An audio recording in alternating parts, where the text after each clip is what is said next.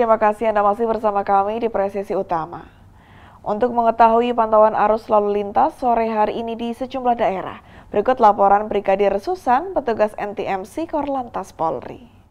Selamat sore pemirsa, kami informasikan kondisi lalu lintas terkini melalui CCTV dari NTMC Korlantas Polri. Untuk lokasi yang pertama saya ajak kita pantau di JPO Polda Metro Jaya. Kondisi lalu lintas saat ini terpantau di CCTV kami dari arah Gatot Subroto yang akan menuju ke arah Semanggi maupun Senayan. Terpantau cukup lancar. Dan dari arah Semanggi akan menuju ke arah Kuningan maupun Cawang juga peningkatan volume kendaraan memang sudah mulai terjadi, namun masih terpantau cukup lancar dan normal. Kami himbau bagi Anda para pengendara yang akan melintas kawasan ini untuk berhati-hati karena di kawasan ini juga cukup ramai dengan aktivitas dari angkutan umum yang berhenti di median jalan yang menjadi salah satu faktor terjadinya perlambatan kecepatan kendaraan yang perlu Anda antisipasi. Dan kita bergeser ke lokasi yang kedua pemirsa, tepatnya di Pospol Simpang Sadang, Jawa Barat. Pemirsa, lalu lintas di kawasan ini dari arah Cikopo maupun Cikampek yang akan menuju ke Purwakarta terpantau di layar kaca kami cukup lancar. Dan kondisi lalu lintas dari sebaliknya juga masih relatif lancar. Bagi Anda yang akan melintas kawasan ini harap berhati-hati dikarenakan kawasan ini cukup ramai dengan aktivitas dari kendaraan-kendaraan berat. Untuk itu selalu jaga jarak aman kendaraan Anda dan selalu mengurangi laju kecepatan kendaraan Anda di daerah-daerah yang rawan akan kecelakaan. Dan kondisi lalu lintas dari Cikopo yang akan menuju ke arah Subang maupun Cirebon juga terpantau pada sore hari ini masih relatif lancar. Perlambatan kecepatan kendaraan hanya terjadi menjelang traffic light saja, selepas dari traffic light kendaraan masih melaju dengan kecepatan yang normal.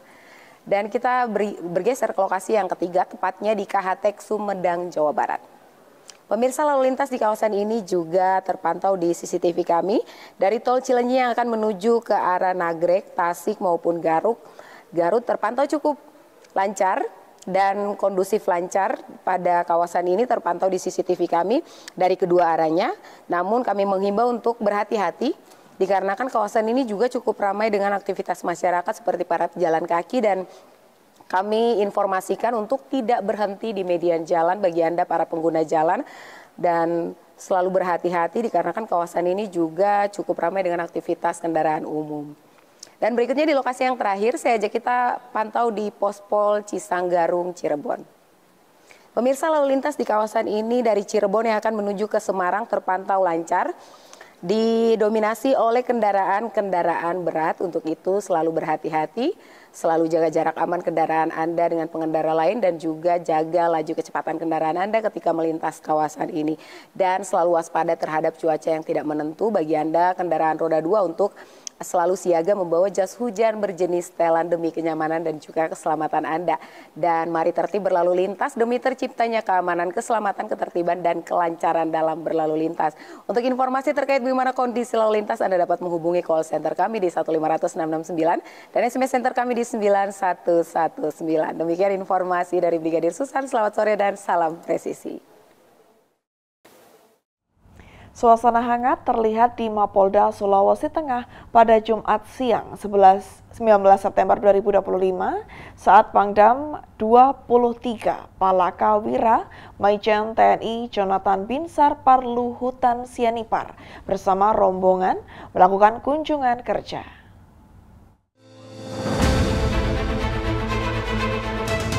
Kehadiran Pangdam bersama rombongan menjadi ajang memperkuat hubungan dan sinergitas antara TNI Polri di wilayah Sulawesi Tengah. Turut hadir Kasdam 23 Palakawira Brigjen Pol TNI Agus Sasmita, Irdam Brigjen TNI Deni Rejeki, serta sejumlah pejabat utama Kodam. Rombongan disambut langsung oleh Kapolda Sulawesi Tengah Irjen Pol Agus Nugroho, Wakapolda Brigjen Pol Helmi Kwartakusuma Putra Rauf, serta para pejabat utama Polda Sulteng. Kunjungan ini memiliki makna tersendiri, mengingat Kodam 23 Palakawira baru diresmikan Presiden Prabowo Subianto pada 10 Agustus 2025 lalu, bersama 5 Kodam baru lainnya. Peresmian dilakukan di Pusdiklat Pasus, Batu Jajar, Kabupaten Bandung Barat, Jawa Barat. Kapolda Sulteng Irjen Pol Agus Nugroho menyampaikan rasa bangganya atas kunjungan Pangdam dan jajaran. Ia menilai kehadiran Kodam 23 Palakawira akan semakin memperkuat koordinasi TNI Polri dalam menjaga stabilitas keamanan nasional terutama di wilayah Sulawesi Tengah. Selain itu, Kapolda juga memberikan apresiasi kepada jajaran Kodam 23 Palakawira yang telah mendukung Polri dalam berbagai operasi pengamanan, termasuk patroli gabungan skala besar pasca aksi unjuk rasa beberapa waktu lalu. Menurutnya, kondusivitas Sulteng saat ini adalah buah dari kerjasama yang solid. Ya, di tengah kesibukannya, baru tiba dari Surabaya, meluangkan waktunya. Di tengah kesibukannya masih berkenan hadir secara langsung ke Mapolda Sulteng. Ini tentunya merupakan suatu kebahagiaan, kehormatan, kebanggaan bagi kami, keluarga besar Polda Sulteng. Pak Pangdam beserta rombongan saja supaya cepat ya, supaya efisien. Pada kesempatan yang pertama yang berbahagia ini juga, saya mohon izin memanfaatkan momen untuk mengaturkan ucapan terima kasih yang sebesar-besarnya atas dukungan, bantuan, kerjasama ya, dari Kodam 23 Palakawira beserta jajarannya, terutama jajaran Korem 132 Tadulako pada pelaksanaan pengamanan unjuk rasa beberapa waktu yang lalu. Ya.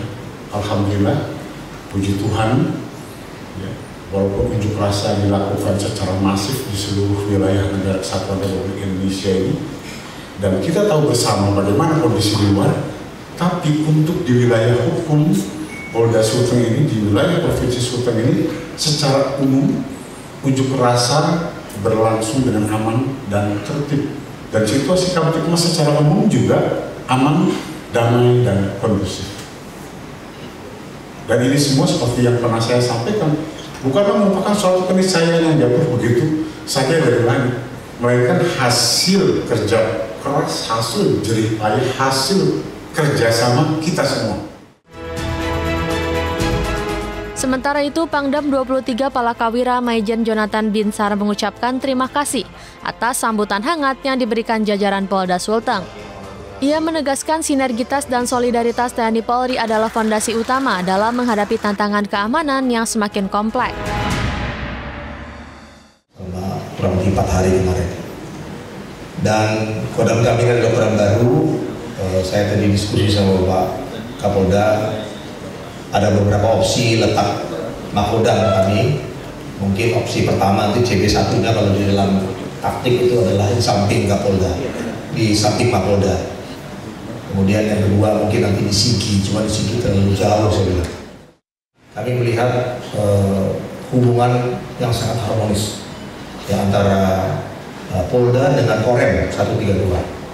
Nah, ini bisa terlihat bagaimana antar pejabat dan para prajurit yang di lapangan saling menyapa. Tadi pagi kami lari dari kantor dari rumah ke kantor. Saya juga bingung, kok banyak polusi latas yang tahu saya. Selamat pagi, Pak. Wah, padahal saya pakai preman itu, dengan ajudan. Nah, itu artinya kan mereka sudah tahu ya. Jadi terima kasih banyak jajaran di lantas. Udah saya balik langsung dihentikan. Sudah usah. Nanti kita larinya jadi pelan. Ya. Ya, jadi ini salah satu mungkin bentuk bahwa